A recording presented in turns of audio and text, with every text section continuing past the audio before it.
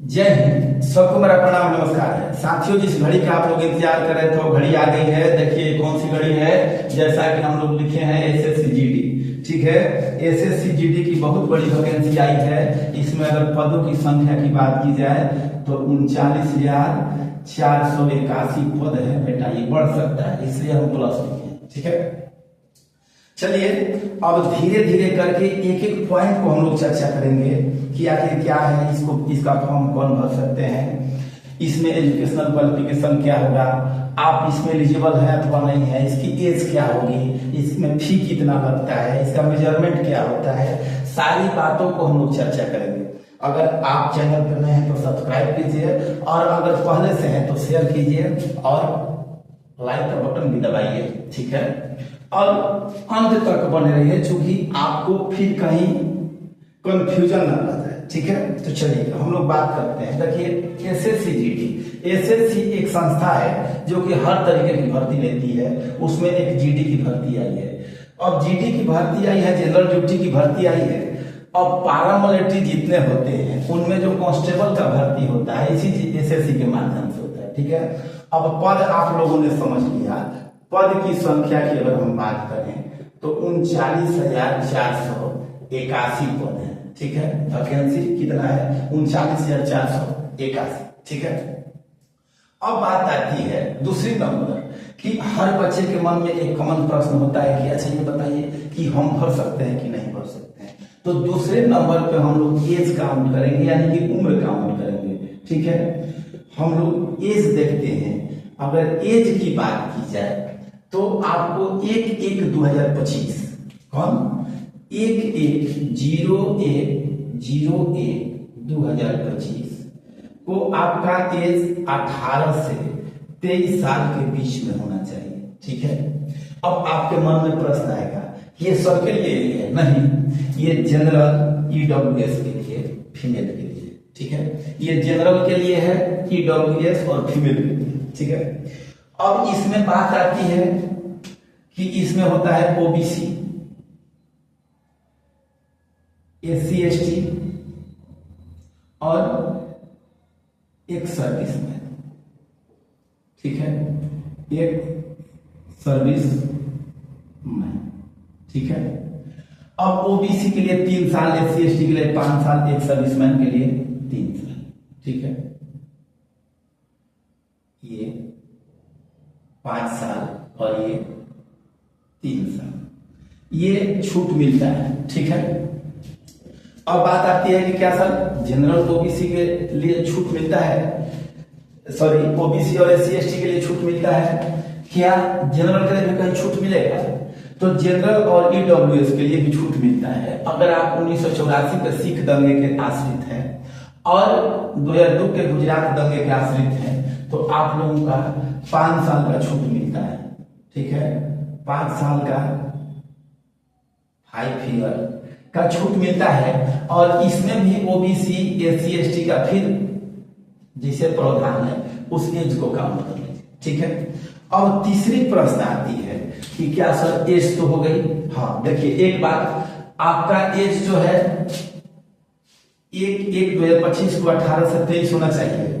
तो इस एज को आपका 02/01/2002 से पहले नहीं होना चाहिए और 01/01/2007 के बाद नहीं होना चाहिए। मतलब इसके बाद और इसके पहले आपका एज नहीं होना चाहिए, ठीक है। चलिए इसको हम लोग देख लिए। अब इस बात को अगर आपको समझ में आ गई हो, अगर नहीं समझ में आया हो तो फिर वीडियो पुश करके देख लीजिएगा। इसको हम मिटा दें। चलिए आगे देखते हैं।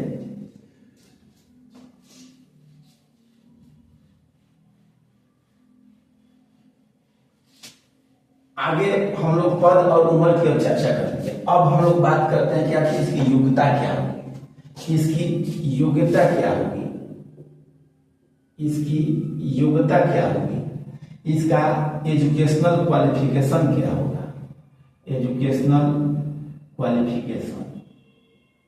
क्वालिफिकेशन, ठीक है। अब योग्यता की अगर हम बात करें तो योग्यता इसमें 10th पास, केवल 10th पास अगर भारत सरकार से मान्यता प्राप्त किसी भी इंस्टीट्यूशन बोर्ड यूनिवर्सिटी से आप 10th एग्जाम क्वालिफाई करते हैं, डिवीजन परसेंटेज की कोई क्राइटेरिया नहीं है, केवल पास, ठीक है, 10th पास ओनली, ठीक है, सारे लोग इस फॉर्म को अप्लाई कर सकते हैं, ठीक है। अब जिसके पास एनसीसी का सर्टिफिकेट होगा उसको 5%, 3% और 2%, जिसके पास सी सर्टिफिकेट होता है, एनसीसी का अगर सी सर्टिफिकेट होता है, बी सर्टिफिकेट होता है और ए सर्टिफिकेट होता है, ए वाले को 2%, बी वाले को 3% और सी वाले को मैक्सिमम 5% की छूट दी जाती है, ठीक है। अब जिसके पास एनसीसी है वो अपना एनसीसी दे सकते हैं। अब बात आती है कि अप्लाई कब से हो रहा है, ठीक है। अब अप्लाई कब से हो रहा है, तो अप्लाई की बात करें तो आपका 05/09/2024 यानी कि कल ही के डेट से ही अप्लाई हो रहा है। कब तक चलेगा, तो कब तक चलेगा, इसमें कब तक चलने वाला है, तो ये चलेगा 14/10/2024। अब बात आती है कि सर इसका फी क्या होगा, तो अगर फी की हम बात करें तो SC ST को नहीं देना है, OBC और जनरल को 100 रुपया देना है, EWS जनरल और OBC को 100 रुपया देना है, SC ST फीमेल को 1 भी रुपया नहीं देना है, ठीक है। ये बात समझ में आ गई। अब आपके दिमाग में एक कॉमन प्रश्न होगा कि सर अगर मान लीजिए कि किसी तरीके का फॉर्म हमसे गलत हो गया तो इसको करेक्शन कर सकते हैं अथवा मेरा फॉर्म रिजेक्ट हो जाएगा। तो देखिए इसका करेक्शन टेस्ट भी है, करेक्शन आप कर सकते हैं। करेक्शन आप अगर किसी प्रकार की त्रुटि हो गई तो उस फॉर्म का करेक्शन सुधार कर सकते हैं। करेक्शन का मतलब सुधार होता है, आप 5/11/2024 से 7/11/2024 तक इसका करेक्शन कर सकते हैं, ठीक है। 5/11/2024 से 7/11/2024 तक इसका करेक्शन कर सकते हैं। अब बात आती है कि इसका सिलेबस क्या होगा। इसका सिलेबस क्या होगा, पद आप समझ लिए, उम्र समझ लिए, योग्यता समझ लिए, अप्लाई कब से होगा, करेक्शन कब से होगा, फी कितना लगेगा। अब आती है बात कि इसकी सिलेबस मतलब इसका एग्जाम कब होगा, इसका सिलेबस क्या होगा। तो इसका एग्जाम बाबू डेट दे दिया गया है एसएससी की। यही एक खासियत है कि इसका एग्जाम डेट जो है जनवरी-फरवरी 2025। अब बात आती है कि इसका सिलेबस क्या होगा, ये कितने घंटे का एग्जाम होगा। तो सिलेबस की बात की जाए तो इसमें हिंदी या इंग्लिश 1 नंबर पे और 2 नंबर पे मैथ, 3 नंबर पे रीजनिंग, 4 नंबर पे जीके जीएस, ठीक है। इस सारे को मिला करके आपका 80 प्रश्न आएगा। कितना आएगा, क्वेश्चन नंबर ऑफ क्वेश्चन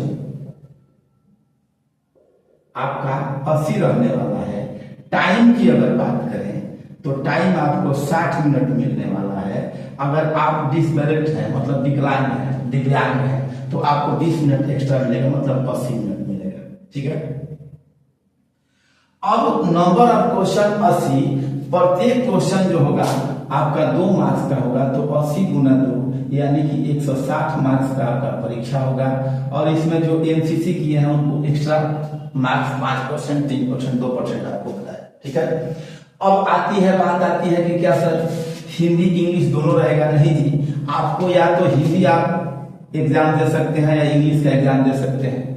इनसे प्रश्नों की संख्या 20 रहने वाली है, मैथ से प्रश्नों की संख्या 20 रहने वाली है, रीजनिंग से प्रश्नों की संख्या 20 रहने वाली है, जीके जीएस से प्रश्नों की संख्या 20 रहने वाली है। इसमें जितने लोग क्वालिफाई होंगे, क्या इसे उनका रिजल्ट हो जाएगा तो सर्विस हो जाएगा? नहीं, अभी रुकिए। अभी इसके बाद आपको फिजिकल के लिए बुलाया जाएगा। इसमें जो क्वालिफाई होंगे वो फिजिकल के लिए जाएंगे। इसमें जो क्वालिफाई होंगे कहाँ जाएंगे? फिजिकल के लिए। अब फिजिकल में शारीरिक माप और दौड़ होती है, केवल शारीरिक माप और दौड़ होती है। जो रिटेन क्वालिफाई करेंगे वो कहाँ जाएंगे? फिजिकल में। फिजिकल में जाएंगे। अब फिजिकल में जनरल के लिए हाइट 170 cm होता है। चेस्ट जो होता है ये हाइट है। चेस्ट जो होता है 80 नॉर्मल और 85 फुला के ये चेस्ट, ठीक है। अब ये जनरल के लिए और ओबीसी के लिए, जनरल EWS ओबीसी, ठीक है। ये मेल के लिए है। किनके लिए है? मेल के लिए है। और इसमें 5 किलोमीटर का दौड़ होता है 24 मिनट, ठीक है। अब बात आती है कि SC ST OBC SC ST female के लिए क्या होगा, तो हम लोग देख लेते हैं। थोड़ी सी 1 सेकेंड आप रुकिएगा, 1 सेकेंड।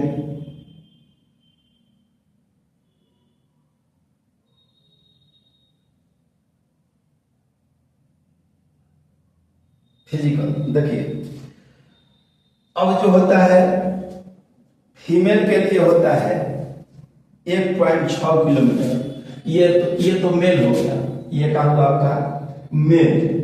मेल के लिए फिजिकल है जनरल मेल। और यहाँ फीमेल के लिए जो फिजिकल है 1.6 किलोमीटर, 8×1/2 मिनट, मतलब 8.5 मिनट में आपको दौड़ना है, ठीक है। अब इसमें भी जो लद्दाख के क्षेत्र के रहने वाले हैं, जो लद्दाख के लिए है, उनका फिजिकल मेजरमेंट क्या होगा? 1.6 किलोमीटर 7 मिनट में मेल के लिए, ठीक है। और फीमेल के लिए जो है 800 मीटर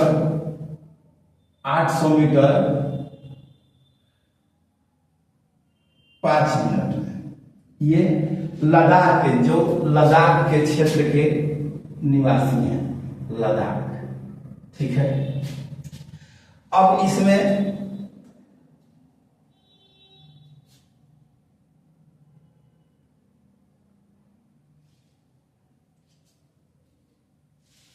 अब मेल की हाइट 170 और फीमेल की हाइट जो है 157 सेंटीमीटर होनी चाहिए। 170 सेंटीमीटर मेल, ये जनरल OBC EWS के लिए, ठीक है। अब देखिए, all candidate belong to scheduled tribe.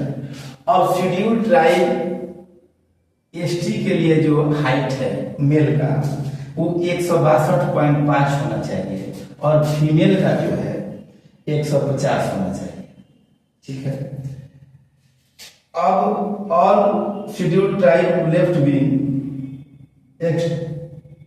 Extreme affected district. अब जो ST हैं, जो नक्सल प्रभावित क्षेत्र के हैं, उनका 160 होगा और फीमेल का 147 होगा। ये आप लोग अपना देख लीजिएगा, ठीक है।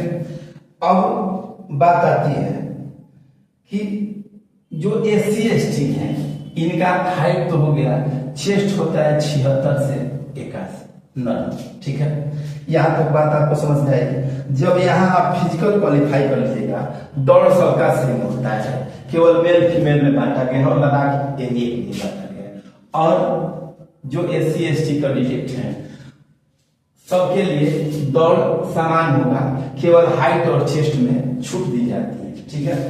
अब बात आती है बेटा, अब बात आती है कि अगर आप फिजिकल क्वालिफाई कर लिए तो आपका सर्विस हो जाएगा?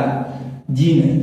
आप अगर फिजिकल क्वालिफाई किए उसके बाद भी आपको चिकित्सीय परीक्षण यानी कि आपका मेडिकल होगा, मेडिकल से गुजरना होगा, ठीक है। उसके बाद फाइनल मेरिट बनेगी और आपका सिलेक्शन होगा। यहाँ तक बात समझ में आई? अब हमको लगता है कि आपको हमने सारी बातों की चर्चा कर दी। अब बात आती है कि इसकी तैयारी कैसे करें, क्या इसकी तैयारी 3 या 4 महीने में संभव है?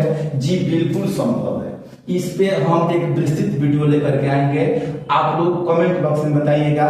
अगर आप जगदीशपुर के नजदीक के हैं तो आप मेरे मोबाइल नंबर 9209